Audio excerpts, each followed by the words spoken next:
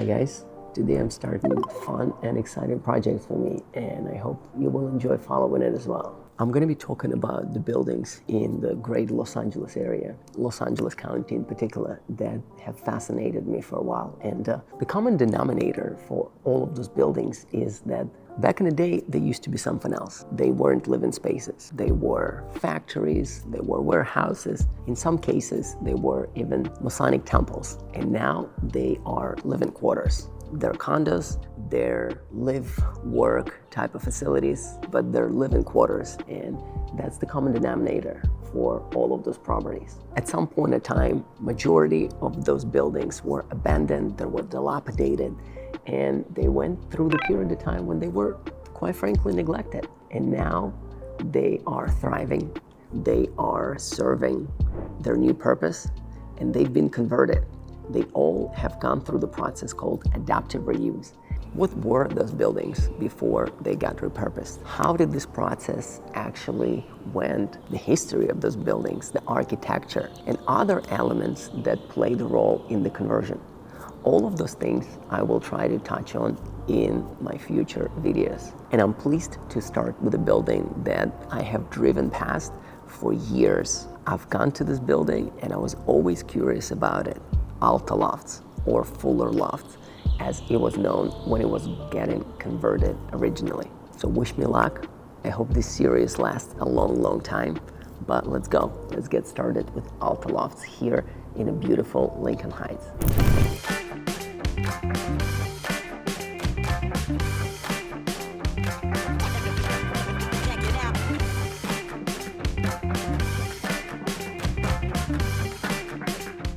So originally, this building was Fuller Paint Company warehouse and office building, and it was constructed in 1925. The architects of this building were Morgan, Walls, and Clement.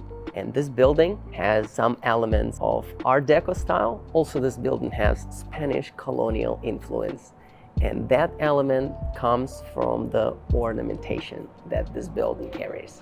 Overall, adaptive reuse program was introduced in Los Angeles in 1999, but it started from downtown Los Angeles. Expanding to the other areas of our city, it started in 2003, when the ordinance actually expanded to the other areas, such as Lincoln Heights, Hollywood, and Mid-Wilshire. And that's actually the year when the building was first mentioned as the candidate for adaptive reuse, 2003. At that time, this building was purchased for $4.4 million in off-market transaction from Winsang Properties, which was the company that imported products from Southeast Asia and used this facility as office and a warehouse building as well. The architects that took over this project and started to work on the renovation of this property were Larry Scarpa and Gwyn Pugh with Scarpa and Pugh. And interesting that Larry Scarpa was actually a board member of the company that purchased the building, Livable Spaces. When the renovation started here, the process was supposed to be done in 2005. However, it ended up taking many more years to finish this project.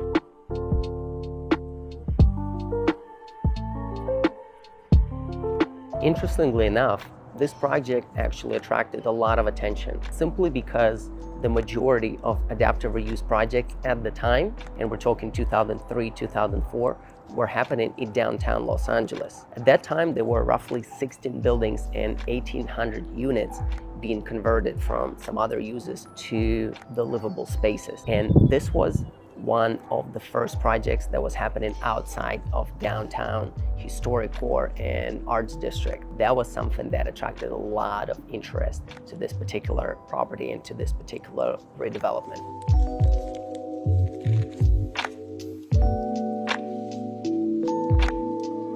Architectural firm working on this building, Pugh and Scarpa, decided to keep certain elements of this building intact, such a neoclassical facade or the lobby of this building as well. However, some elements of this building were changed. I'm talking about adding 2 more floors, 5th and 6th floor, and wrapping them in a steel cover. Additional parking structure, that's where I'm standing right now, was built to accommodate people's needs to be able to park their cars. and it was built right next to the main building. Inside of the structure, the atrium was cut through right in the middle of the building. However, after my conversation with some architects, I found out that it's not just an element that brings a lot of light. It's actually a requirement that probably needed to be in place in order for this building and for this conversion to be approved by the city. This being a conversion of a warehouse, architects could not skip on using certain features that are prominent with warehouse properties. So this building, at least some of the units in this building have a very, very high ceiling. Some of them are up to 21 feet tall. And of course, you're gonna see the elements like floor to ceiling windows. In some of the units, you're gonna see the roll-up doors, which is a really cool feature, and exposed columns. That is something that you would see probably in every single unit of this building, which is pretty awesome. And there's gonna be some units over there that are gonna have multiple floors or mezzanine levels. The majority of them are gonna be located in the first or fifth or sixth floors. So the work over here started around 2006, 2007, and this was one of the most exciting projects because it was different. It wasn't happening in downtown Los Angeles, it was happening in the area adjacent to downtown. So it brought a lot of interest. However, there were a lot of pitfalls and a lot of roadblocks on the way of this building to actually end up being completely sold out like it is right now. Overall, one of the overarching ideas of this building was to create affordable housing. And a lot of the time, something that was mentioned to me was that a lot of residents from the brewery Alta Lofts were supposed to move in here because these units were supposed to cost around $200,000. So they were supposed to be very affordable at the very beginning. So this building was supposed to attract a lot of creative types of residents. And something that was mentioned to me on multiple occasions is that in this building, developers were really hoping to get clientele from brewery Alta Lofts. So they were hoping that artists that would be ready to make a switch to their own homes, they would move from renting at brewery Alta Lofts to actually owning over here in, back in the day, Fuller Lofts. That's the way the building was branded and marketed originally.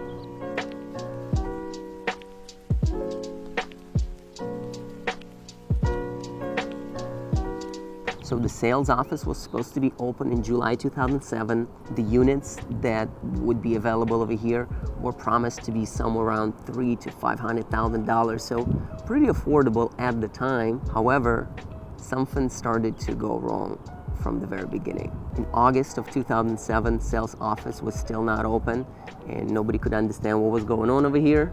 However, pretty soon information about financial troubles started sipping in and more details started to get uncovered. Later on, information about financial troubles of this building got confirmed. In 2008, the builders, the contractors, filed a lawsuit against the developer. It all happened in April 2008, and the lawsuit was pretty simple.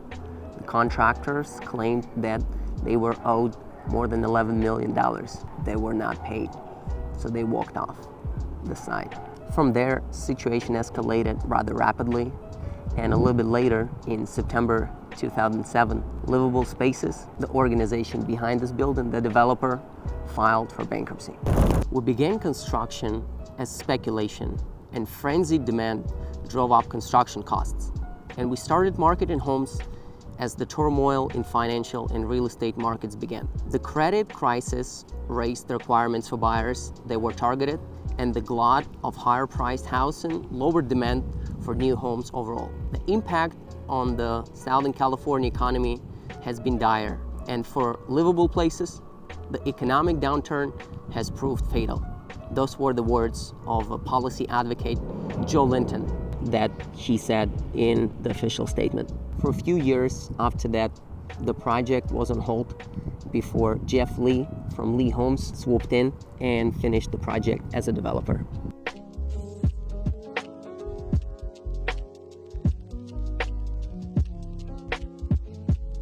One of the important things that Jeff Lee recognized is the necessity to get the building FHA approved. In other words, people could get the units in this building with FHA financing. That's government guaranteed financing that would allow you to purchase the property over here with as little as 3.5% down. And the credit requirements for the purchases that are using FHA financing would be usually lower than the requirements for the conventional financing, which allowed a totally new demographics to swoop in and purchase properties over here in this building. It was especially important considering that about 40% of purchases in Southern California at that time were happening with the help of FHA financing. So to overestimate the importance of getting this building FHA approved is very, very difficult.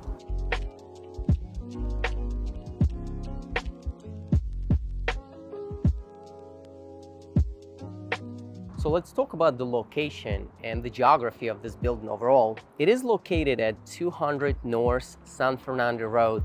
This building is located in Lincoln Heights, outside of Lincoln Heights HPOZ, Historical Preservation Overlay Zone. However, the building is historic nonetheless. So the building is just west of 5 freeway, just east of Los Angeles River. The building is located just a couple of blocks away from the delta of Spring Street and Broadway. Means that just a couple of blocks away from here, you can find lots of really cool small shops and restaurants and places that you can go to, mostly individually owned, not that many corporate landlords over there, which is pretty cool and pretty rare for our city overall.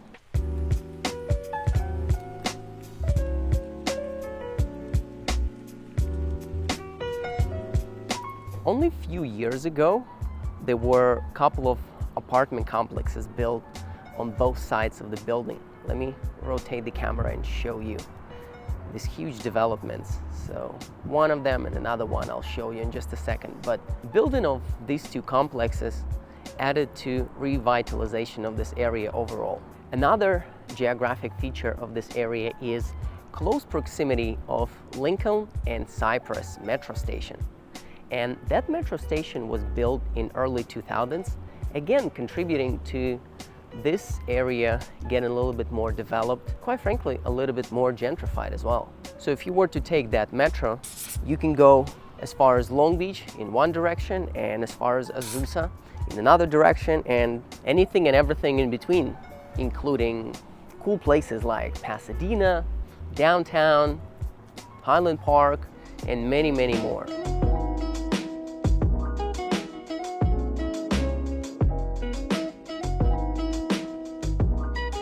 Talking about these buildings, I cannot not mention Lincoln Heights Jail as well. So that's another building that's located nearby. It's actually just a couple of blocks away from here. Don't be scared. It hasn't been a jail for many, many years, decades as well. But this is another building that preservationists hope to keep, and people like me hope that it will get converted to condominiums at some point in time. But the battle still continues, and I think this is one of the buildings that deserves its own episode, and hopefully I'll get around to do the episode on Lincoln Heights Jail one day as well.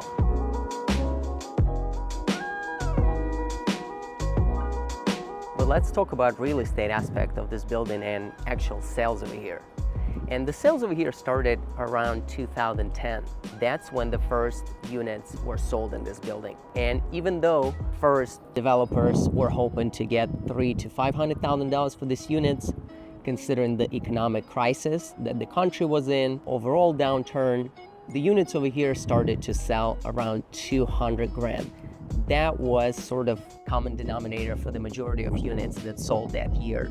And a lot of them actually were sold through the auction in order to speed up this process. With that said, the best units in that building, even at 2010, were still selling for around 500 grand, which is a lot of money. Considering that those are condominiums, people often look at price per square foot. So let's compare price per square foot in this building. When the building was coming up for sale around 2010, most of the units were sold at or about $200 per square foot. Nowadays, it's pretty common for us to see units over here being sold for about $600 per square foot. So even though the building has not appreciated as much as some other ones, it still has experienced very reasonable appreciation throughout the years that it's been available for sale.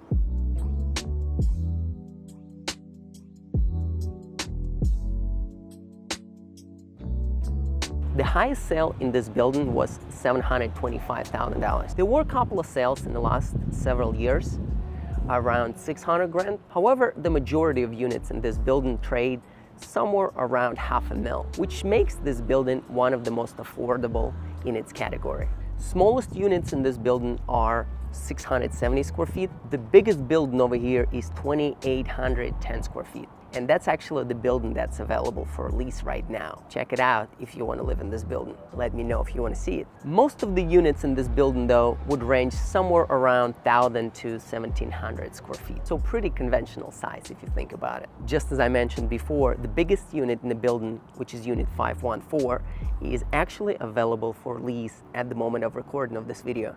And it's available for only $5,800, which is not that bad.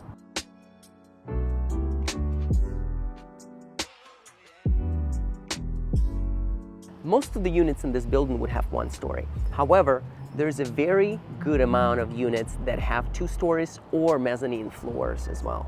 And something else that needs to be mentioned is that buildings that are located on a ground level, on a first floor, are often used as live-work type of lofts.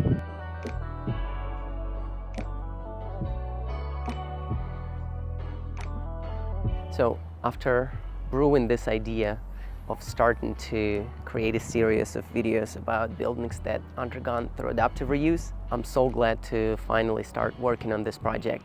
And I'm very happy that the first building that I worked on is Alta Lofts. This is one of the coolest and one of the most significant examples of adaptive reuse outside of downtown. This is the building that you probably passed by so many times and wondered, what the hell is this? What's this building?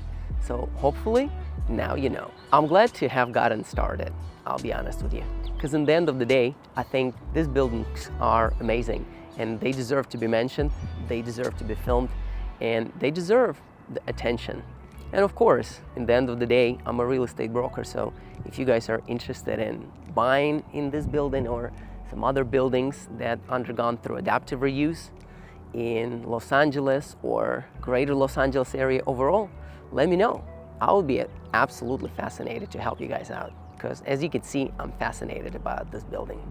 If you are simply a history lover, if you somebody that feels like, you know what, Oleg, you've done a good job, but I can contribute. I can make this video better.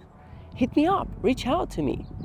I'm all about collaboration. I'm all about putting people together that would be able to share their passion and share the idea that LA is beautiful.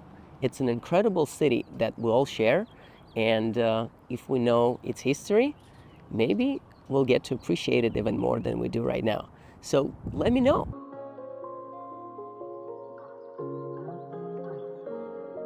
Thank you for watching, guys. This is sort of a pilot project on the first building, and there's another 40 or 50 that I would love to do. Let me know what you think. Did you like it? Did you not? Do you think it's a cool idea? Do you think the idea is cool but execution sucks? Let me know, guys. I would honestly love to know your feedback. If you like it, give me a little bit of support. Like this video, share it with your friends, subscribe to my channel, and I'll see you at the next videos very soon.